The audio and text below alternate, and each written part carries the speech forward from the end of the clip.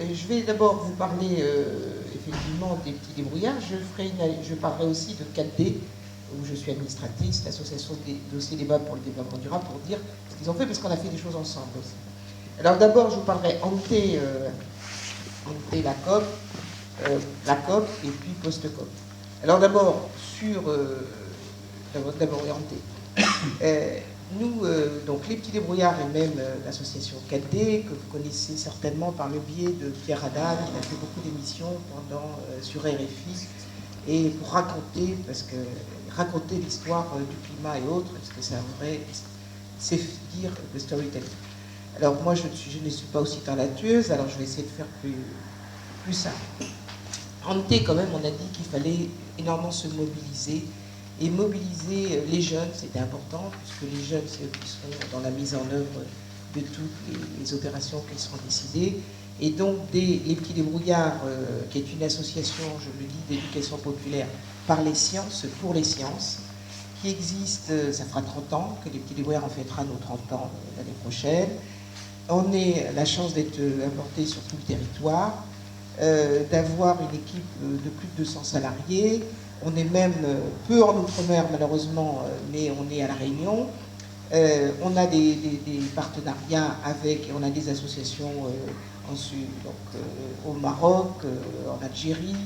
On a des partenariats avec le Sénégal, on est très lié à l'Allemagne. Et sachez que les petits débrouillards ont été créés au Canada.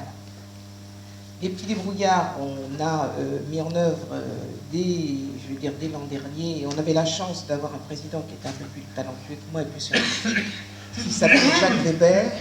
Et ce qu'on a fait au départ, c'est de montrer le côté, l'économie inclusive et l'importance de la transition, en parlant de transition écologique, sociale et numérique, montrant cette approche un peu écosystémique et globale. Et donc on a travaillé sur un projet qui s'appelle Éducation aux transitions écologiques, sociales et numériques, puisqu'on estime que tout ça est important et que, même par le numérique, par le social, parce que je dirais quelques mots aussi sur la question de la prospérité équitable et d'éviter de continuer à augmenter les inégalités, puisque vous savez souvent que l'inégalité environnementale, c'est le corollaire de l'inégalité sociale, enfin ça accentue, je dirais, l'inégalité sociale.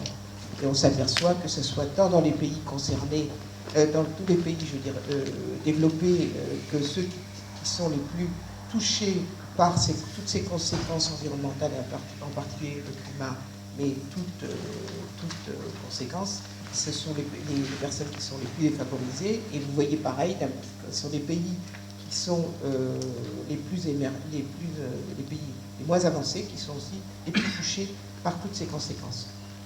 Donc, ante, on a fait une mobilisation sur l'éducation, transition écologique et sociale avec les petits débrouillards, et avec l'association 4D, il y a eu tout un processus sur un programme dont vous avez certainement entendu parler, Our Life. C'est sur les modes de vie et comment on se prépare pour demain. Bien sûr, je ne vais pas aller dans le détail ni sur le projet, le grand projet éducation, transition écologique, sociale et numérique, et mis sur le programme en live, mais c'est pour que vous voyez un peu qu'on a travaillé cela, et vous trouverez tous les éléments sur Internet, et surtout, je vous en parlerai un petit peu après, parce que nous, ça va continuer, on a fait la COP et on fait post-COP, et tout ça va se poursuivre. Ce sont des projets qui sont sur plusieurs années, et on a essayé donc ante, post ante, COP et post, surtout de mobiliser un maximum de jeunes sur ces questions d'éducation, sur ces questions de mode de vie, parce que c'est sur question de nouvelles modes de consommation, parce que souvent, moi, je parle d'essayer de créer une prospérité équitable dans la sobriété, comment on va avancer pour voir le monde autrement. Alors, pour parler de la COP, moi, je trouve que j'ai eu la chance alors de participer à de nombreux événements et d'être dans la partie, je veux dire, des Nations Unies, et à côté, et la partie Génération Climat. Et on était aussi, les petits débrouillards sont organisateurs de la ZAC, qui était au 104. On était aussi, ici à Montreuil, les petits débrouillards ont été présents aussi, quand il y a eu les 2 jours, le 5 et 6 décembre. Enfin bref, une mobilisation importante, et une mobilisation aussi étendue. Pendant qu'il y avait les Parisiens, on a aussi organisé des rencontres comme celle de ce soir, un peu partout sur le territoire. On a beaucoup aussi travaillé, essayé aussi sur le web. On travaille aussi, vous devez connaître Esprit Sorcier, enfin c'est pas sorcier avec Fred Courant, et ça va continuer aussi, de favoriser aussi le débat. Et pareil, donc je disais avec 4D, on a été mobilisés sur tous les équipes. Alors, nous avons donc, j'estime que quand même, ça a été important l'accord de Paris, mais surtout l'accueil. Je crois que là, il faut quand même se rappeler qu'un mois après les terribles attentats, la tuerie, l'horreur, on a réussi quand même, il faut quand même de temps en temps se congratuler, puisqu'on a toujours tendance un peu à critiquer la France. Ça a été un formidable accueil, formidable, à tout point de vue, tout point de vue. Comme je dis un peu, des fois un peu légèrement, de Madame Pipi, Monsieur Pipi, à tous les grands négociateurs, un accueil, un savoir-faire. Merci la SNCF et la RATP. Donc ça c'est important, je le dis. Alors il y en a qui disent non derrière, mais moi je peux vous dire parce que je prends peu les transports en commun, mais là je peux vous dire que je les ai pris et c'est formidable. Et c'est important parce que ça joue aussi sur les questions, c'est aussi la réduction des émissions de gaz à effet de serre, et l'accueil, c'est la convivialité, c'est le côté social. Tout ça pour moi est au moins aussi important que l'accord. Alors l'accord par lui-même, je ne vais pas y répéter puisque l'importance du sujet a été indiquée en particulier par le RAC, par Claire et tout ça, et puis comme je vous l'ai dit, on est des associations, on se retrouve tous. Simplement, je vais apporter une petite contribution. Justement, tout à l'heure, on parlait des jeunes. Je voulais vous dire qu'on a fait un comparatif avant la COP avec les petits débrouillards. On a travaillé sur les mots du climat, et ça rejoint ce que tu disais. D'ailleurs, cette étude qui a été faite avec Médiascopie, vous pourrez, Médiamétrie, pardon, vous pourrez la retrouver sur les mots du climat, et vous apercevrez que les jeunes sont beaucoup plus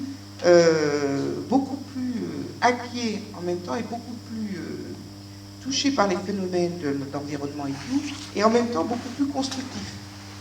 Hein, parce qu'on a travaillé les mots du climat, donc on a les deux études sur 800 jeunes et puis 800 adultes, mais donc en y allant sur le site de Médiamétrie, vous pourrez retrouver cette étude très intéressante sur les mots et sur l'attitude des jeunes. Et d'ailleurs, je dirais les adultes, c'est assez inquiétant quand même.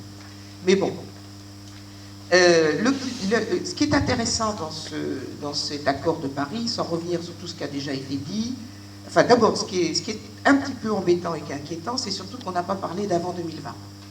Et là, l'urgence, c'est si pour arriver au 1,5 degré, si on ne fait rien avant, on n'y arrivera pas. Donc on l'a mis dans le texte, mais on n'a pas dit comment on allait faire. Donc c'est important, par rapport à ce que tu as dit, justement, que tout ce que je veux dire, que dans l'agenda et du système, comment ça s'appelle un peu système onusien, on dit polycentrique, c'est-à-dire que les collectivités, les entreprises, les États et tout, et les citoyens, qu'on puisse mettre en œuvre dès maintenant, aujourd'hui, tout de suite. Et d'ailleurs, ce que dit Jouzel, si on ne commence pas tout de suite, on n'y arrivera pas pour arriver, en particulier les fameux 1,5 degré qu'on a dit pour les pays insulaires, mais même les 2 degrés, si on ne commence pas dès maintenant, on n'y arrivera pas. Donc il faut vraiment qu'on voit que l'agenda, c'est dès aujourd'hui. Donc en fait, vous avez, on a dans la mise en œuvre plusieurs agendas. Je dirais, donc il y a la partie dès aujourd'hui, il y a 2020, qu'est-ce qu'on va faire? On va se retrouver d'abord en 2018, 2020 et 2030. Parce qu'effectivement, la tendancielle, si on continue comme ça, on sera à plus de 4 degrés Celsius.